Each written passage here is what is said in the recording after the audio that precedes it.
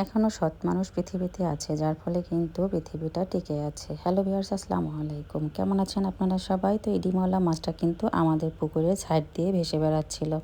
তো একটা ছেলে হচ্ছে দেখে মাছটাকে মেরে আমার বাসায় দিয়ে গেছে। অন্য কেউ হলে কিন্তু নিয়ে যেত। কিছু কিছু মানুষ আছে অভাবেই স্বভাব খারাপ হয়ে যায়, আবার কিছু মানুষ আছে স্বভাবটাই খারাপ, মানুষের জিনিস পেলেই সুযোগ মতো নিয়ে যায়। তো এরকম গ্রামে আমাদের কিন্তু অনেক মানুষই আছে।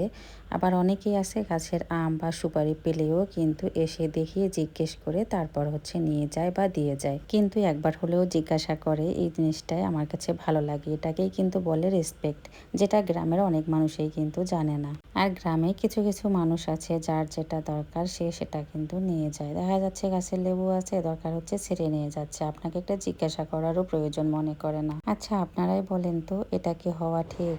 আর সবকিছু এত চোখে চোখে রাখা বা সবকিছুকে কিন্তু হচ্ছে প্রোটেক্ট দিয়ে রাখাও আমাদের পক্ষে সম্ভব না।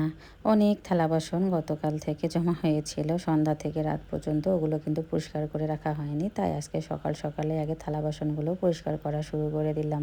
আমাদের গ্রামে কাজের শুরুটাই হয় কিন্তু আগে হচ্ছে থালা বাসন পরিষ্কার করা, উঠোন ঝাড়ু দেওয়া, গরু ছাগল বের করা, তারপর হচ্ছে চুলা জ্বালানো।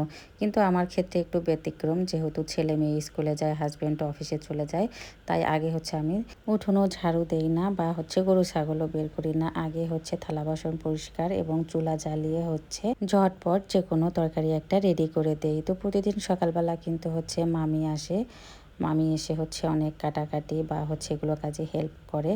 তো আজকে হচ্ছে একটু আসছে, লেট করে আসছিল, তো আমার কিন্তু এদিকে সব কাজ মোটামুটি গোছানো হয়ে গিয়েছে। তারপরে হচ্ছে উনি এসে অবশ্য চুলাটা জ্বালিয়ে দিল, আর আমি হচ্ছে এই তো তরকারি রান্না করে দিলাম। তো আমার ভাসুর আবার জমি থেকে টাটকা এই ডাঁটাগুলো দিল। তো এগুলো কিন্তু বাছতে অনেক সময় লাগে, তাই হচ্ছে মামি অনেক সুন্দর করে চিকন করে কেটে রেডি করে দিল। এগুলো হচ্ছে আমি রান্না করব আজকে। মাছের হচ্ছে তেল চর্বি, কান শাখা এগুলো দিয়ে। এটা কিন্তু আমার বাবার বাড়ির এলাকার ভাষা বললাম, কান শাখা। আপনারা কি বলেন মাছের কানকে? অবশ্যই কমেন্টসে জানাবেন। তো গতকালকে হচ্ছে বাজার থেকেই কাতল মাছ নিয়ে আসছে আমার হাজব্যান্ড, আর আমার বড়াব্বা গিয়েছিল বাজারে।